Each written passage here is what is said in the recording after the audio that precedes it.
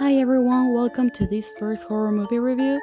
My name is Nana and today we'll be looking at Digging Up The Marrow, directed by Adam Green and released in 2014. Digging Up The Marrow is a mockumentary-style film following Adam Green, the real-life director of movies like Frozen and the Hatchet franchise, as he receives a notebook from a conspiracy theorist called Decker, who insists he has found the entrance to an underground society filled with genuine monsters. First, I'll give a spoiler-free review and my general thoughts, then my personal rating for the film, and then the spoiler section of the review. With that said, let's get to it. I have to admit the idea of finding monsters in real life wasn't that interesting to me at the beginning, but I really like the way the movie engages with it. It does ask for quite a bit of suspension of disbelief from the audience's part, but I feel that plays to its advantage. It feels like it's less preoccupied with convincing you that it's real and more concerned with just looking cool. I feel the characters are okay, nothing that amazing but pretty entertaining, especially Adam Green embodying this sort of fanboyish attitude when everything starts going down. It's also funnily one of those movies where it's really hard to criticize it on the basis of sometimes being too dark or kind of meandering, because that's also kind of the point of the movie. That said, the walking around bits don't really feel like they drag, so it's a wash for me. Now, if there are two things in particular I want to point out as my favorite aspects are the designs and the dynamics and concept of the monsters. It doesn't really matter that much if you're not that into monster movies or if you're a hardcore fan of them, or if you're like me and like to get into the coding and specifics in horror, this is just a real fun time. Only thing that might drive some people nuts is it takes a while to get to the actual scares and they're few and spread out, so if that doesn't sound like your thing, or if you get fed up easily with found footage and mockumentary movies, then you might want to sit this one out. For me though, it's a 7 out of 10.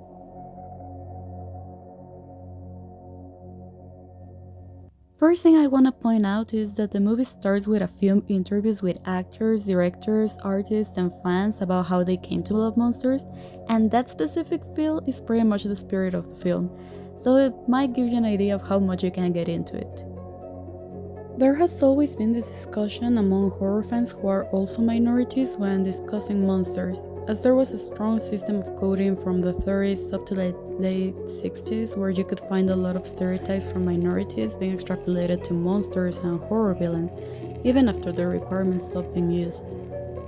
I know the intent was to make people scared of minorities, but I feel that only gave birth to the monster folk. If you're a fan of that discussion, there's a ton of interesting points the movie makes.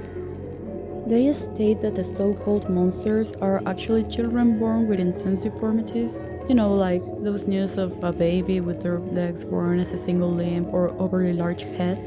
Stuff like that, but a bit more extreme. And they say most of those kids just disappear before they even reach adulthood. So the idea is that at some point they are taken away and start living in an underground society with people like them, where they are kind of hidden from the world above and can live peacefully without being attacked. There is also a point where Decker tells the story of one of those monsters actually killing a boy from above, and you can notice a shift of attitude in Adam's face initially, like fearing these people are a dangerous kind. But when asked if they're actually dangerous, he says that it's not all of them, that all groups have aggressive ones, but it's not really the rule. I feel like looking over at the history of monsters from the coding angle, this was actually a pretty smart setup. Not really sure if it was intentional or not, but I liked it. In this one they went with practical effects for the monsters and they look so cool. These are some really fun designs and the crew clearly just wanted to have fun with this, both figuring out how to create them and playing the parts. With the characters it came down to just Adam and Decker, to be honest. The rest were pretty fun to watch too, but they are sort of playing as enablers and the voice of reason for the most part. With Decker you can see this fascination with them that kinda borderlines as a fetish, and how carefully he approaches them, but he mostly serves as some sort of weird mix between the crazy guy from the gas station that warns the protagonist of the danger and the unreliable narrator. You never really know how sane he is, his real identity or background, and it really comes to the point where most of his identity is left unsolved. And while I know many might dislike that, I think it works for the best. Especially when trying to mimic an interview, of course, there's gonna be a lot of stuff that the audience never learns. And with Adam, I kinda saw him as a personification of the love for horror and for monsters in particular. The way he so easily wants to believe in Doctor might be a bit rushed though, and he's given with reason, but it still comes off more as naive and a bit gullible.